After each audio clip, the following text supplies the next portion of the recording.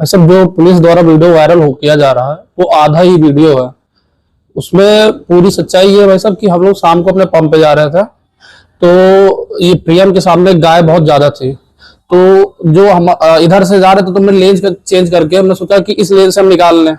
तो सामने से दो बाइक वाले आ रहे थे, एक तो निकल गया भाई साहब, एक स्कूटी से था, वो मेरे गाड़ी के जस्ट सामने लाकर उसने स्कूटी अपनी खड़ी कर दी, उतर के मेरे शीशे पे मारने लगा।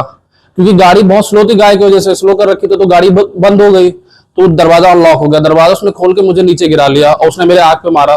फिर थोड़ा लड़ाई झगड़ा होने लगा। वहां पे विवेक सिपाही खड़े हुए थे, उनसे मैंने जब लड़ाई थोड़ी रुकी तो मैंने उनसे कहा कि आप भाई साहब लड़ाई थोड़ा रुकवाइए। तो उन्होंने मुझसे और बोला कि ये स्कॉर्पियो वाले लड़ाई करो लड़ाई करो।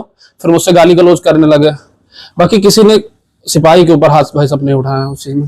वीडियो में तो भाई साहब वो गलती से हो सकता है कि कहीं लग गया हो, लेकिन उनका वो देश नहीं था कि सिपाही के ऊपर किसी और। क्या लग रहा है कि क्या पुलिस ने आपको जानबूझ के फंसाने की? बिल्कुल भाई साहब, बिल्कुल। क्या कोई आपसे पुलिस वालों से कभी की कोई दुश्मनी नहीं भाई साहब। पहले भाई साहब हम लोग कोतवाली में गए, कोतवाली में ये कहा गया कि चलिए आपका लिखा जाएगा जो भी होगा।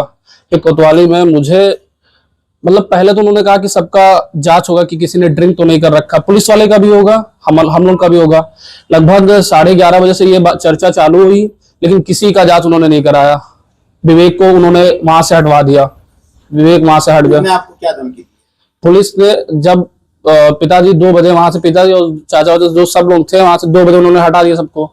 फिर 3 बजे विवेक सिंह और 5 लोग और, विवेक सिंह और 4 लोग वर्दी में थे, एक बिना वर्दी के वहां आए। उन्होंने मुझसे काफी गाली गलौज, विवेक सिंह ने मुझे मारा भी और मुझे ये कहा कि अगर आपकी शादी हो गई हो तो आप अपने औरत को कह दीजिए कि सफेद साड़ी का इंतजाम कर ले, अब आप जिंदा नहीं बचेंगे। जो आरोप लगा रहे हैं इसका कुछ वीडियो है? भाई साहब 3 बजे की सीसीटीवी कैमरा आप चेक करिए, रूम के बाहर कैमरा लगा हुआ है, आपको अंदर वो आते दिखेंगे। बाकी मेरे पास कोई गैजेट उस समय था नहीं जिस समय कुछ वीडियो या साक्ष्य बना सको। उस पुलिस की का थाने में मारा गया? जी भाई साहब, मारा विवेक सिंह द्वारा गया और गाली गलौज 6 लोगों द्वारा किया गया। विवेक सिंह आपको कब मारे? वही 3 बजे थाने के अंदर। वीडियो वायरल हो रहा है, आप पुलिस कर्मी को थप्पड़ मारते नजर दिखाई दे, क्या कहना है? इसमें सच्चाई बिल्कुल पूरी बुरी तरीके से छिपाई गई। सच्चाई घटना कुछ और है। इसका क्या घटना है? घटना ये है भाई साहब कि दिनांक 8/11/2024 सायंकाल रात्रि 10 बजे मैं अपने आवास से अपने प्रतिष्ठान भुजंगा के लिए निकला था घर से। ईदगाह तिराहे पर पहुंचने पर 3-4 गौ माता सामने आ गई।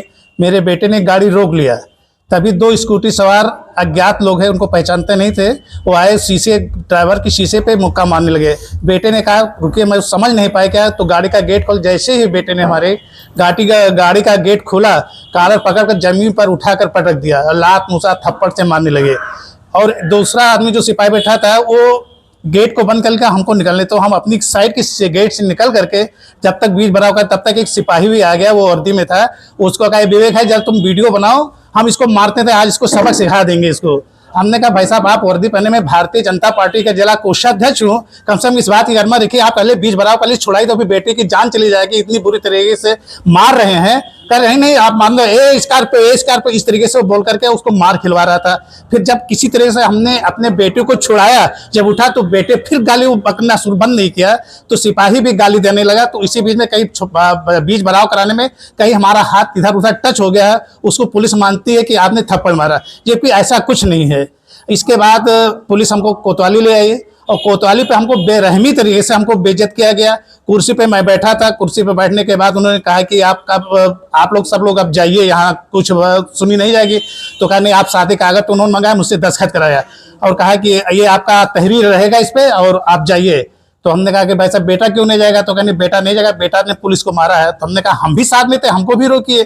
तो उन्होंने इस बात के कहा कि नहीं बेटा तो नहीं जाएगा आपने, तो हमें इस बात जिद पे अड़ गया। कुर्सी पे बैठा रहा, सामने हमारे एडिशनल थे, सीओ साहब थे, इंस्पेक्टर साहब थे और 4 सिपाही को लगा कि इनको घसीट करके कोतवाली से बाहर करिए। फिर मुझे बुरी बेइज्जती की तरह से मैं शर्ट को इन किया था, सारा कपड़ा वगैरह भी खुल गया और घसीट तो हमको कोतवाली से बाहर कर दिया गया। और ये सीओ साहब ने इतना कहा कि आपका बेटा मेरा बेटा, इसको कहीं कोई दिक्कत नहीं होगी भाई साहब, ये हमारे सुरक्षित रहेगा। लेकिन जब ये हुआ कि बेटा हमारे भोर में उसको इस तरीके से प्रताड़ना, लात घुसा, थप्पड़ से और कहा कि अपने पत्नी के लिए सफेद साड़ी मंगवा लो, तुमको तुम्हारी जान हम ले लेंगे अगर कहीं से जराज का पर्दा आउट किया। वैसे अब इस तरीके से बेटा आज भी बहुत ही आघात में है, मानसिक आघात में है, क्योंकि उसने खाया पिया नहीं 24 घंटे, तो अभी बहुत ही आघात में। अगर कोई घटना होती तो इसका पुलिस प्रशासन स्वयं जिम्मेदार होगा। आज दैनिक जागरण में खबर छपी है कि भाजपा नेता और पुत्र को पुलिसकर्मी ने सड़क पर पीटा। इस खबर की जांच की गई। ये खबर पूरी तरह से असत्य और भ्रामक है। दो प्राइवेट व्यक्ति दिनांक 8 तारीख को रात में ईदगाह चौराहा कोतवाली भिनगा में लड़ रहे थे।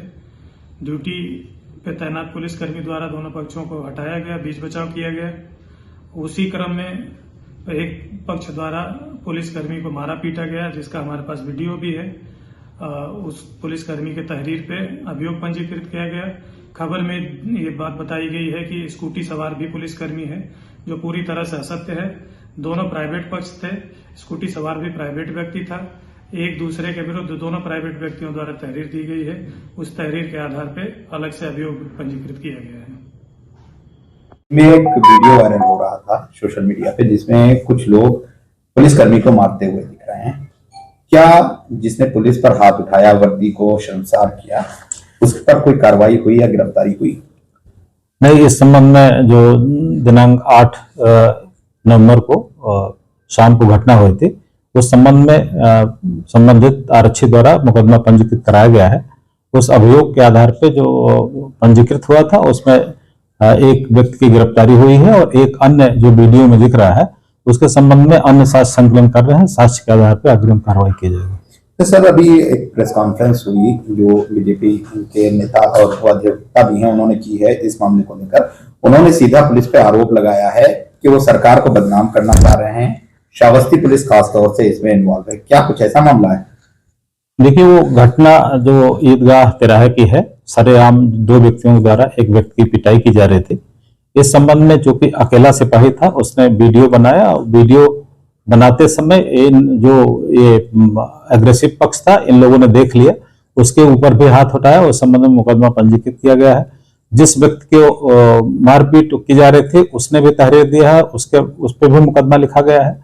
ये पक्ष ने कुछ आरोप लगाते हुए तहरीर दी थी, इनका भी मुकदमा पंजीकृत किया गया है और साक्ष्य के आधार पर अग्रिम विधिक कार्रवाई की जाएगी। सर, एक गिरफ्तारी भी हुई थी और जिसको गिरफ्तार किया गया था, उसने आरोप लगाया है कि पुलिस ने धमकाया है कि पुलिस अब सफेद साड़ियां बांट रही है, उसको जान से मारने की धमकी दी है और कहा है कि उसकी पत्नी सफेद साड़ी ले ले। क्या ये बात कहां तक सही है? क्या है? नहीं, जो आरोपी पक्ष था उसमें गिरफ्तारी की गई थी, थाने पर लाया गया था और उसको पुलिस के संरक्षण में रखा गया। थाना प्रभारी और क्षेत्राधिकारी ने बाकायदे उसमें मीटिंग करके सभी कर्मचारियों को हिदायत किया था कि कोई भी इसके साथ कोई गलत व्यवहार नहीं करेगा।